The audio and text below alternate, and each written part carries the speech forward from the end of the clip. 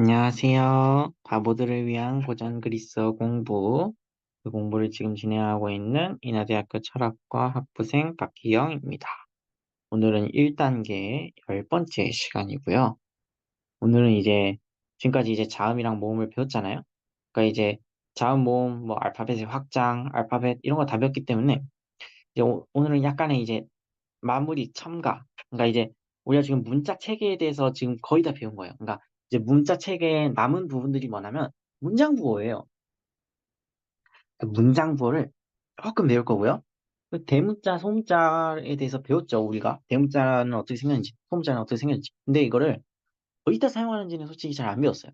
그래서 어디다가 사용하는지를 약간 배울 겁니다.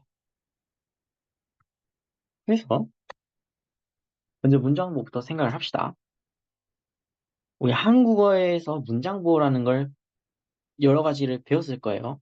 배우진 않았다도 우리가 무의식적으로 잘 쓰고 있을 거예요. 문장보라는 건 결국에는 문장에 쓰는 거잖아요. 문장이 뭐예요? 그래서 이제 이것도 문법적 정의는 사실 잘 기억이 안 나는 사람도 있을 거예요. 안 배운 사람도 있을 거고. 근데 이제 문장이라는 거는 결국에는 의사소통의 한 단위잖아요. 그러니까 문장이라는 거는 반드시 그런 건 아니지만 일반적으로는 뭐예요? 뭔가 이제 단어들이 이렇게 나열이 돼 있죠. 단어가 하나, 둘, 셋, 이런 식으로 몇 개가 나열이 돼 있고, 마침표로 끝나요. 마침표로 끝나면 이게 뭐예요? 문장 하나라는 뜻이죠. 그래서 이 문장 한 개, 혹은 이제 그러니까 이 문장 하나의 표시일 수도 있고, 혹은 이 문장 내부에 어떤 뭐가 들어갈 수도 있죠. 어떤 부호들이. 이런 거에 사용되는 부호들을 이제 문장 부호라고 합니다. 그러니까 문장 부호라는 건 결과적으로는 의사소통의 단위를 분할해 주는 거라고 할 수가 있어요. 이게 약간 추상적으로 들릴 수가 있는데, 그러니까 우리가 문장이라는 건 대충 이런 식이죠. 아버지가 어머니와 산책한다. 이거 문장 하나죠? 마침표가 있잖아요. 문장 하나죠. 근데 뭐 예를 들어 이럴 수가 있잖아요. 어머니와 아버지가 산책하고 하고 갑자기 컴마가 씌. 그런 다음에 이제 나와 동생이 나와 동생이 뭐 뛰논다. 또 마침표를 찍어. 이러면 어떻게 돼요? 문장이 이게 하나죠. 굉장히 길죠. 그리고 이제 문장과 문장 사이를 지금 컴마로 지금 분할을 해준 거죠. 그러니까 지금 이 하나의 문장이 내가 말을 한마디 한 거잖아요. 딱 한마디 한 거잖아. 그게 의사소통의 하나의 단위가 되는 거고, 이거를 이제 내부를 몇 개 쪼개줄 수가 있겠죠. 컴마 뭐 그런 걸로. 이런 게 문장보호의 역할이란 말이에요. 근데 그리스어의 문장보호는 크게 네 가지가 있습니다. 이제 우리가 제일 잘 아는 것 중에 하나인 침표가 있고요. 이거는 그냥 딱 봐도 뭔지 알겠죠? 또 이제 컴마도 있습니다. 그러니까 얘는 마침표고, 얘는 쉼표죠, 쉼표. 컴마라는 영어 표현은 좀 자제하고요. 그리고 이제 여기서부터 문제인데, 위에 점이 적힌 애들이 있어요. 그리고 마지막으로 이제 얘는 또 우리가 알기로 이 얘를 보통 영어에서는 세미콜론이라고 불렀죠. 그래서 이것도 세미콜론인가? 이런 생각을 할 수가 있어요. 그리고 얘는 그냥 뭔지 모르겠어요. 이런단 말이에요. 얘네들의 정체를 일반적으로 영어권 그리스어 책들에서는 어떻게 설명을 하냐면 굉장히 불길한 단어죠. 영어권. 우리 한국인들인데 지금 영어권 설명을 보고 있죠. 얘를 어떻게 설명하냐면 콜론 혹은 세미콜론 이렇게 써놓고 얘를 물음표라고 써놔요. 그리고 설명 끝. 그러면 한국인은 우리들은 어떻게 생각하냐?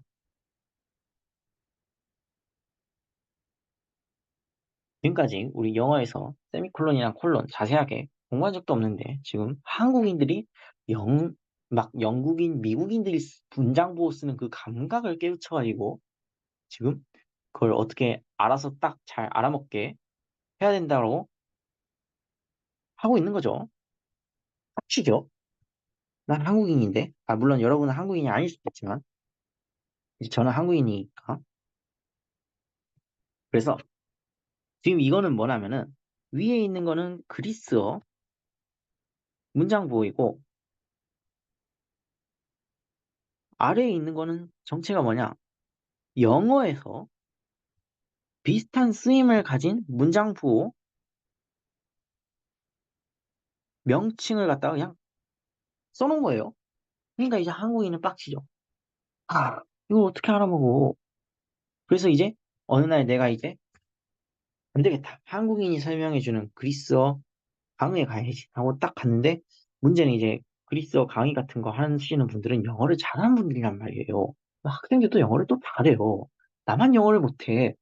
그래서 여러분 이거는 받침표, 심표, 곤론 혹은 세미콜론, 물음표입니다. 이러고 끝난단 말이에요. 그럼 이제 바보인 우리들은 울죠. 그래서 이제 제가 여러분 대신 열심히 사전을 뒤져가지고 이게 도대체 뭔지 찾아봤어요. 찾아봤는데 그래도 다행인 거는 우리가 물음표는 이거 뭔가 뭔지 잘 알죠, 그래도. 왜냐면 이거 한국어의 물음표랑 똑같거든요. 이거는 질문 만들 때 쓰는 거예요.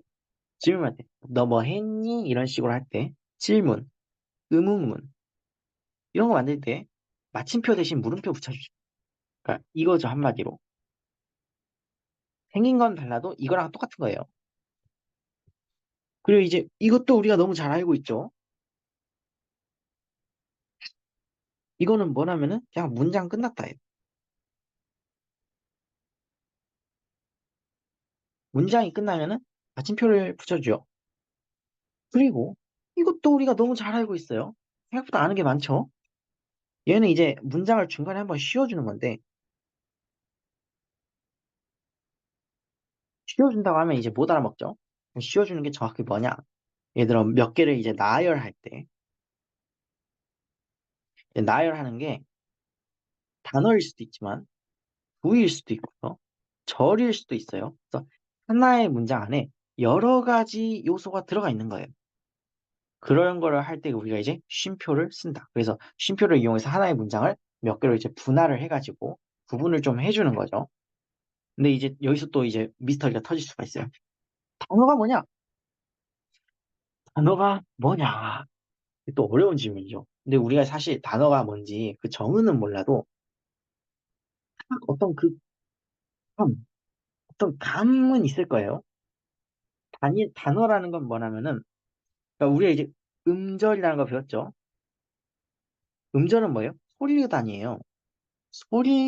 음절은 이제 소리의 그 단위라는 소리는 뭐냐면은, 아, 버, 지, 이거 다 각각 뭐예요? 음절 하나, 음절 하나, 음절 하나란 말이에요. 근데 아, 버, 지 각각 따로 쓰이면은 따로 쓸 수 있어요? 없단 말이에요. 그러니까 이렇게 하나로 붙여서 아버지 이렇게 쓴단 말이에요. 이거 한 덩이. 이거 한 덩이를 보통 이제 우리가 단어라고 하죠. 복잡한 어떤 문법적 정의에 대해서는 말하지 않겠습니다. 그냥 감으로 단어가 뭐였다라는 것만 쓱 알아두시면 돼요. 근데 우리가 이제 단어를 하나만 쓰면은 너무 좋겠죠. 단어를 하나만 쓰면은 너무 편하고 좋은데 가끔씩 이제 안 그럴 때가 있죠. 단어가 여러 개 필요할 때가 있단 말이에요. 어쩔 때 그러냐면은 예를 들어 이제 우리가 아버지가 산책을 한다. 이러면 너무 좋죠. 그냥 단어 하나씩 쓴 거잖아요. 아버지라는 단어 하나, 산책이라는 단어 하나, 한다라는 단어 하나. 뭐 이런 식으로 산단 말이에요. 근데 이렇게 쓰고 싶지 않은 거야. 예를 들어 이제 그냥 아버지가 어떤 아버지냐면 음 예를 들어 아버지는 아버지인데 머리카락이 붉은색. 붉은 머리의 아버지가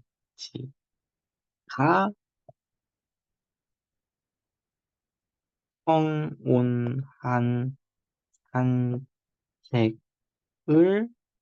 한다. 이렇게 써놓으면은 이 붉은 머리의 아버지 여기까지 이거는 단어가 하나예요, 여러 개예요? 여러 개예요. 붉은도 단어고 머리도 단어고 이제 이건 조사고 아버지도 단어란 말이에요. 그리고 이 밑에 있는 것도 보면은 평온한도 단어고 산책도 단어예요. 하지만 평온한 산책 이것도 하나의 덩어리를 이뤄요. 붉은 머리의 아버지 얘도 하나의 덩어리를 이뤄요. 그러니까 단어가 몇 개 모이면 그냥 구인 거야. 여기까지 됐어요. 오케이, 좋았어. 이 어려운 문법 용어를 이제 우리가 다 돌파를 했죠. 여기까지는 정말 멋졌는데 이제 또 어려운 게 하나 나오죠. 절이 뭔가? 절은 절도 구랑 비슷하죠. 구는 단어가 여러 개 모인 거. 절도 단어가 여러 개 모인 거예요. 근데 구랑 절은 달라요. 왜 다르냐? 아까 이제 뭐 붉은 머리의 아버지 이렇게만 쓰면은 이거 그냥 그게 끝이죠. 이 붉은 머리의 아버지라는 이 구만 갖다 놓고 그 다음에 여러분 이거는 어떤 그 하나의 문장으로 성립이 돼요 라고 말을 한다면은 당연히 빡치겠죠. 뭔 말도 안 되는 소리야. 이걸로 문장 만들 수 있어요? 없어요. 이게 끝이야 그냥. 붉은 머리의 아버지. 아버지가 뭐 어쨌다고. 뭐 아버지가 뭐 아버지가 지나가다가 갑자기 날아가는 비행기에 히치하이킹을 했나? 모른단 말이에요. 그래서 단어가 모인 것까지 알았는데 그리고 이제 이 단어가 모여서 이제 구라는 게 됐다는 건 알겠는데 딱히 뭐가 없어요. 근데 구라는 건 뭐냐면 아니 구라는 건 이제 설명을 했죠. 절이라는 게 뭐냐면 이런 경우를 이제 생각을 해볼 수가 있을 것 같아요. 예를 들어서 이제 아버지는 산책하고 신발을 신죠. 그 다음에 어머니는 어머니는 비행한다. 한국어를 정말 못 쓰고 있죠. 이렇게 하면은 아버지는 산책하고 어머니는 비행한다. 지금 보면은 아버지라는 주어가 있죠. 산책하다라는 어떤 서술어가 있어요. 서술어가 있어요. 어머니라는 주어가 있죠. 비행한다라는 서술어가 있어요. 그러니까 사실 주어는 경우에 따라서 없을 수도 있지만 어쨌든 간에 서술어가 있어요. 그런 애들이 절인 거죠. 이 구와 절의 차이는 서술어 혹은 술어. 이게 서술어나 술어가 뭔지 정확하게 몰라도 느낌이 올 거예요. 그냥 뭐 달린다, 뛴다, 놀란다, 신기하다, 크다, 작다 뭐 이런 거잖아요. 이런 게 서술어잖아요. 그런 게 있으면은 절을 읽어요. 그 이제 구와 절들이 모여가지고 최종적으로 이제 문장을 이루는 거죠. 여기까지는 좋았어요. 그러면 우리가 여기까지 보면은 쉼표도 완벽하게 이해한 게 되죠. 그래서 단어든 구든 절든 어떤 걸 나열하거나 혹은 뭐 끊어주거나 씌워주거나 할 때 중간에 쉼표를 쓱 넣어준다. 마침표는 문장을 끝내는 거고 물음표는 질문이나 의문문 끝에 딱 써주는 거고 그럼 우리가 지금 모르는 게 딱 하나 남았죠? 이 위에다가 점 찍은 애. 아이고 지워져 버렸네. 위에다가 점 찍은 애. 이게 약간 헷갈릴 수가 있는 게 지금 이제 아래에다 점 찍은 게 마침표고 위에다 점 찍은 게 그 콜론 혹은 세미콜론이라고 돼 있는 애인데 얘네가 이제 만약에 제가 이 괄호가 이제 평소에는 없을 거 아니에요. 괄호들을 이렇게 딱 지워주면은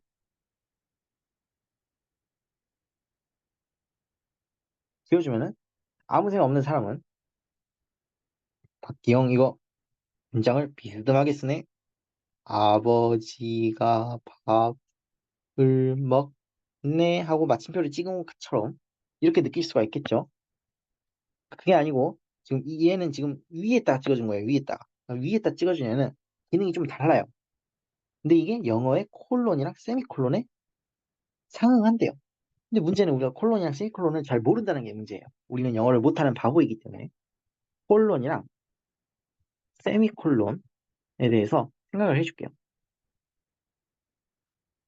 세미콜론이라고 하는 거는 뭐 문장이 하나 있을 거 아니에요? 이 문장이 하나 있고 이제 마침표로 끝나겠죠. 근데 이 중간에 세미콜론이 찍힐 때가 있어요. 그게 뭔 소리냐? 세미콜론 앞에 절이 하나 있는 거예요. 절은 서술어가 있는 거라고 했죠. 뒤에도 절이 하나 있는 거예요. 그러니까 절과 절을 구분해 주는 거예요. 그런데 이 조건이 하나 있어요. 이 절이 각각 독립적이어야 돼요. 독립적이라고도 할 수 있고 이제 다른 표현은 이제 자립적이라고도 할 수 있거든요. 독립적이든 자립적이든 어쨌든 뭔가를 해야 돼요. 뭔 소리냐? 그러니까 홀로 서기를 할 수 있어야 된다는 거예요. 예시를 들어볼게요. 나는 밥을 먹고 그리고 세미콜론을 찍었다 칠게요. 너는 너는 운동장에서 뛴다. 이렇게 하면은 나는 밥을 먹고라는 이 절, 너는 운동장에서 뛴다라는 절은 알겠는데 나는 밥을 먹고를 뚝 떼어내는 거야. 그래서 나는 밥을 먹는다. 이렇게 하면은 말 되죠? 이제 이 애만 또 떼어내는 거야. 너는 운동장에서 뛴다. 이것도 말 되죠? 말이 안 될 게 없죠? 그래서 이렇게 보니까 얘네들은 좀 독립적이야. 얘네들은 좀 자립적이야. 얘네들이 바로 이제 세미콜론이 쓰이는 경우예요. 그래서 결국 세미콜론이라는 거는 뭐냐? 약간 중간을 띄워주는 거예요. 그러니까 앞에도, 그러니까 말이 절이지 실질적으로 이제 하나의 어떤 그 문장이라고도 볼 수가 있겠죠. 자립적이고 독립적이니까. 그러니까 사실상 문장이랑 문장이 있는데 이 두 문장 사이를 띄워준 거예요. 근데 이 띄워준 게 조심해야 되는 게 이 띄워줬다면 약간 오해를 할 수가 없어요. 오해를 할 수가 있어요. 얘네가 관계 없으니까 이렇게 쭉 나눠버린 건가? 이렇게 생각할 수 있는데 그건 또 아니에요. 그러니까 이 문장이랑 이 문장이랑 뭔가 이제 관계가 있는 거예요. 이게 뭔진 몰라요. 어쨌든 뭔가 어떤 그 연관 관계 같은 것이 있어가지고 그 사이를 이렇게 딱 세미콜론으로 나눠준 거죠.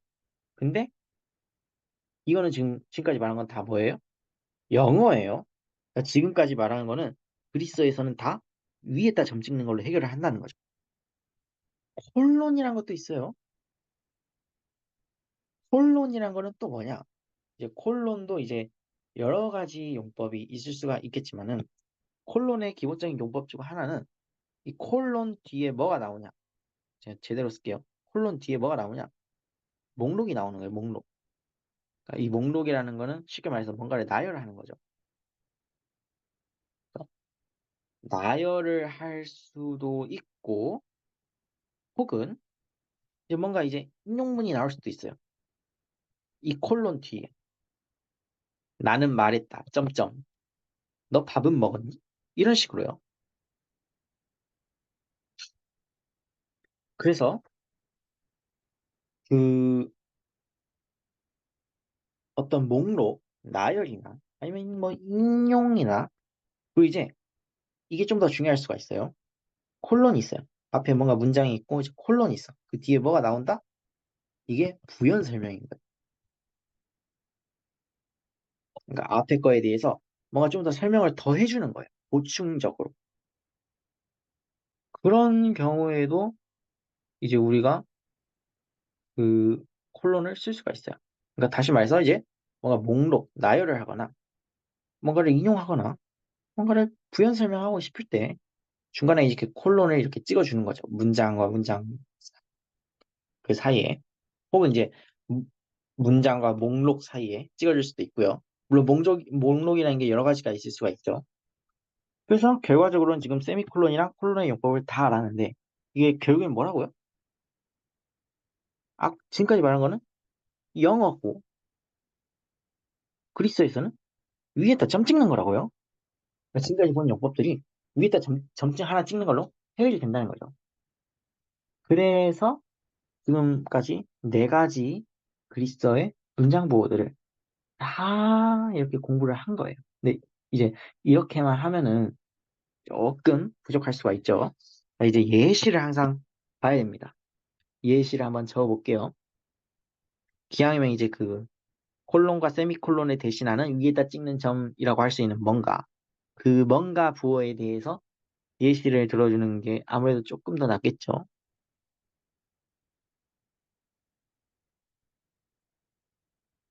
지금 이게 위에다 찍은 겁니다. 위에다 찍은 거. 착각하시면 안 돼요.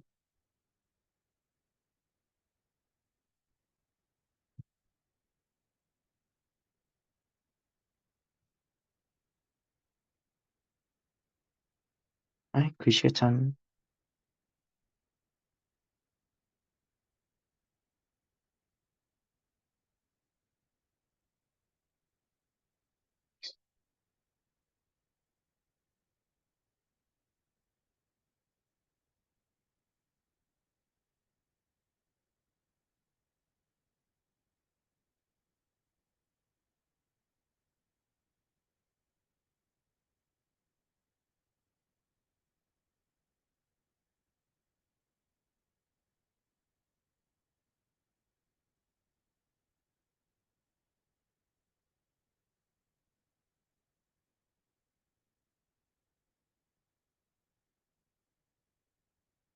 지금 보면은 문장 보호들이 몇 개가 나왔냐면 위에 여기 점찍은 애 있죠? 여기 콤마 있죠? 콤마 있죠? 이 마침표죠.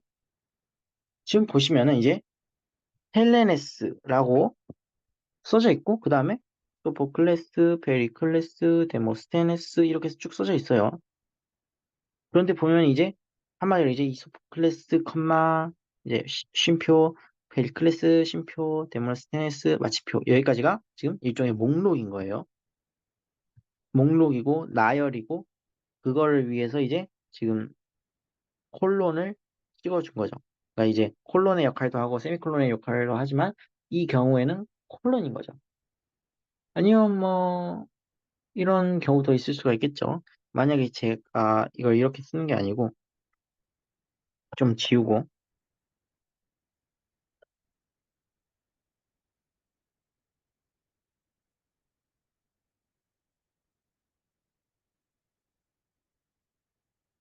제가 만약에 여기다가 갑자기 맵다 이렇게 쓸 수가 있죠.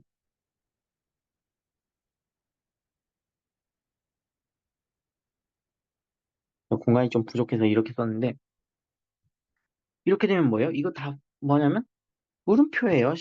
실질적으로는. 그러니까 이제 소포클레스, 페리클레스, 데모스테네스 뭔지 모르겠지만 뭔가 물어보고 있어요. 이런 식으로 이제 다양한 문장보호들을 사용할 수가 있겠죠.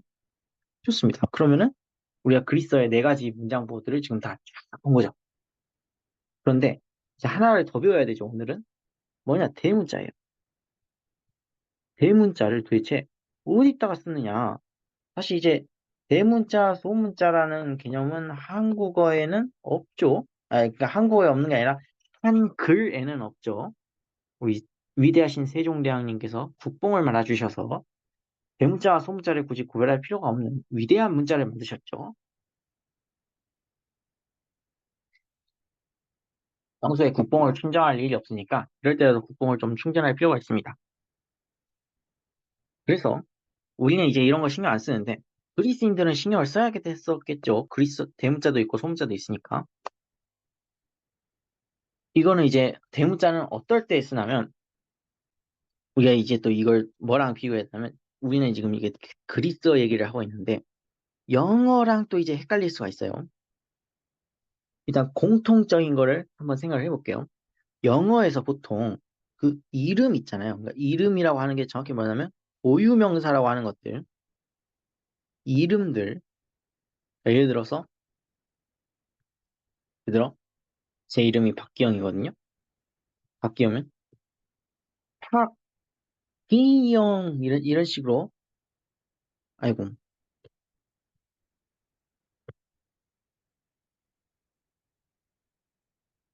이렇게 쓸 수가 있죠. 이게 뭐예요? 고유명사인데 지금 대문자로 써놨죠. 이런 경우에는 이제 우리가 대문자를 쓸 수가 있다는 거죠. 아니면 뭐 이제 장소일 수도 있겠죠. 제가 지금 살고 있는 곳인데 인천 하면은 아 이게 지금 고유명사에서 대문자를 썼구나. 이럴 수가 있어요. 이거는 영어에서 그러는 건데 다행히도 우리 그 뭐냐 그리스어에서도 똑같이 통합니다. 그리고 이제 또 뭐냐면은 단락 있잖아요. 어떤 단락을 시작해요. 그러니까 이제 문장이 하나, 둘, 셋, 넷, 다섯 이렇게 해가지고 여러 개의 문장이 모여가지고 하나의 문단이나 뭐 단락 뭐 그런 거를 형성을 하잖아요. 이 단락의 첫 글자는 대문자로 시작을 한다는 거예요. 이것도 뭐 영어에서 했었던 것 같죠? 그래서 좋아요. 그러니까 이제 단락이라고 하는 거는 영어로 치면 파라그래프겠죠. 그래서 이것도 뭐 좋다 이거예요. 그 다음에 또 뭐가 될 수 있느냐? 인용문. 인용문은 뭐 여러 가지가 있을 수 있겠죠. 남의 말을 인용할 수도 있고 자기 말을 인용할 수도 있고 아니면 뭐 옛날 사람들의 말을 인용할 수도 있고 굉장히 다양한 경우가 있는데 어쨌든 인용문도 대문자로 쓸 수가 있어요. 그런데 그런데 문제는 하나 다를 때가 있어요. 영어는 문장 시작할 때마다 대문자를 쓰죠.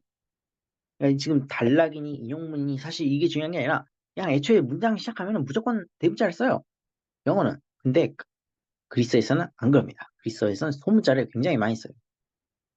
그러니까 문장 시작할 때마다 그 대문자를 쓰던 그 열렬한 버릇은 사실은 영어에서만 그러는 것이고 우리 그리스어에서는 너무나도 좋게도 이제 단락 하나 시작할 때마다 확 줄어들죠. 대문자 쓸 일이. 그럴 때마다 이제 그때만 대문자를 쓰더라. 이렇게 해서 이제 대문자 얘기도 끝났고 그리고 이제 그 문장부 얘기도 끝났죠. 근데 약간 애매한 번외가 있습니다. 번외는 뭐냐? 우리 가끔씩 이럴 때가 있죠. 내가 누가 하는 말을 그대로 이제 베끼고 싶은 거예요. 그러니까 이제 나는 밥 좀 먹으라고 말했다. 이렇게 말할 수도 있지만 나는 말했다. 밥 먹어 인간아. 이럴 수도 있단 말이에요. 그럼 이게 뭐냐? 이게 지금 말을 인용했으니까 그걸 표시를 이렇게 인용 표시를 한 거 아니에요? 말을 그대로 인용해서 했으니까.